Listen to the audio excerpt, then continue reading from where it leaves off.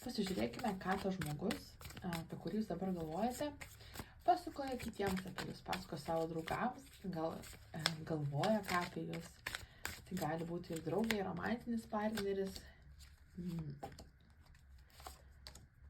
Tas žmogus pasakoja, kad pasakoja tam tikras asmeninius dalykus. Ypatingai, jeigu šiuo metu turite kažkokį intimų gyvenimą su to žmogumi, tai tas žmogus pasakoja apie intimus dalykus. Gali būti, kad ypatingai, jeigu čia klausime, ką vyras pasakoja, tai tas vyras gali pasakoti savo draugam, kad koks jisai yra geras, koks jisai yra patyręs, koks jisai yra toks ir anoks. Ir daugiau jisai bando pasakoti, kad nieko čia rimto, čia yra tiesiog toksai, gal mes susitinkam, gal kažkokia aistra, gal kažkoksai tai toksai paviršutiniškas romanas, man smagu su ja arba su juo leisti laiką, mes labai gerai vienas kitą papildome, žinome, kas mums patinka ir panašiai.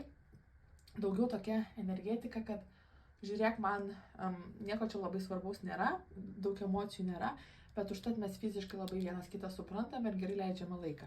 Tai jis tai pasakoja draugams, tai pažiūrėkime, ar tikrai taip jaučia, ar tiesiog nori būti labai kietas. Oi, iš tiesų tai ne, jis iš tiesų tai jaučia jums stiprius jausmus. Pasižiūrėkite, ypatingai šitą kortą tikrai atsako į visus mūsų klausimus, kaip jis įsivaizduoja jūs kaip vos ne savo vaikų motina, nori kurti šeimą kartu ir taip toliau ir panašiai. Ypatingai susimylėjėlių kortą ir šitoj kaladėj. Pasižiūrėkite, jam atrodo, kad jisai sutiko savo vos ne gyvenimo partnerę, jūs krentate kaip saulė, labai pozityvi, nešate jam daug gerų emocijų.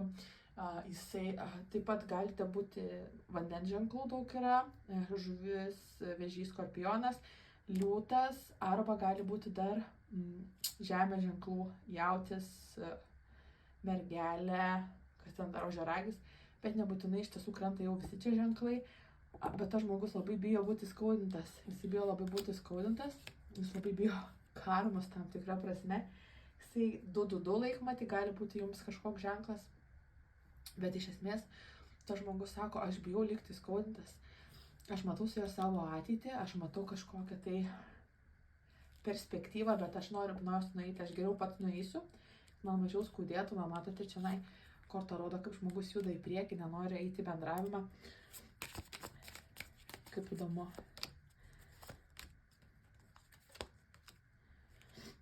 Taip, sako, aš ją įskaudinau, aš ją išdaviau.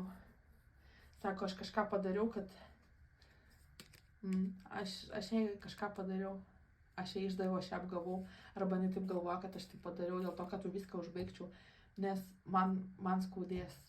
Tai jisai gali būti, kad, taip jisai dabar atsitraukęs, bando praleisti laiką su kažkom merginom, moteriam, arba tiesiog su draugais, išgerinėti ir pabendrauti, nors jisai nori naujos pradžios. Gerai, dabar čia viskas taip labai atsivėrė visą istoriją. Tai žodžiu, tas žmogus gali draugams pasakoti, kad tai nieko nebuvo rimto, tai tik buvo seksas, tai tik buvo kažkoks tai intimumas, jūsų niekada nematė kaip kažko tai labai rimtu ir kad tiesiog tai buvo smagu ir tai yra praėję. Panašu, kad šiuo metu jūs nebendraujate. Bet vos paklausus kortų, ką jis iš tiesų mano, pasirodo, kad tas žmogus matė su jumis ateitį, jisai jautė jums stiprius jausmus, bet jisai tiek bijojo tų jausmų, tiek bijojo būti išduotas, tiek bijojo būti paliktas, kad tai padarė pirmas. Gali būti, kad jūs kažkaip apgavo, kažką pamelavo, bet tai galėjo būti netgi toksai kaip ir intencinis dalykas, lyg tai darė specialiai, kaip susabotažint tuos visus santykius, kad jūs nuo jo atsitrauktumėte ir jisai jūs tiesiog prarado, nes jūs esate karalienė, monetų karalienė, galite būti žemės ženklas, ožiaragis, jautis arba mergelė, bet tiesiog jūs turite viską, ko jums reikia, jisai nelabai turi ką jums pasiūlyti. Ką jis galėjo pasiūlyti, tai buvo nuoširdumas, galėjo būti meilė, galėjo būti kažkokia ištikimybė ir jisai tą iš jūsų paėmė, jisai tiesiog susifeilino ir dabar jisai mato, kad nelabai turi kitų opcijų, nes jam atrodo, kad yra labai daug kas jo laukia, gal kažkokių pažinčių turėjo, gal jis galvoja, kad labai yra geidžiamas, norimas ir dabar jisai nori tiesiog naujos pradžios su jumis. Tai nežinau, panašu, kad tiesiog norėjau paprasto būrimo pasižiūrėti, ką pasakoja jums patinkantis žmogus kitiems žmonėms, o gavau visą išpažinti. Tai ar duosite tam žmogui šansą, priklausys nuo jūsų. Bet šitoje vietoje labai gerai pagalvokite, ar verta, nes atrodo žmogus, gana nebrandus. Sėkmės.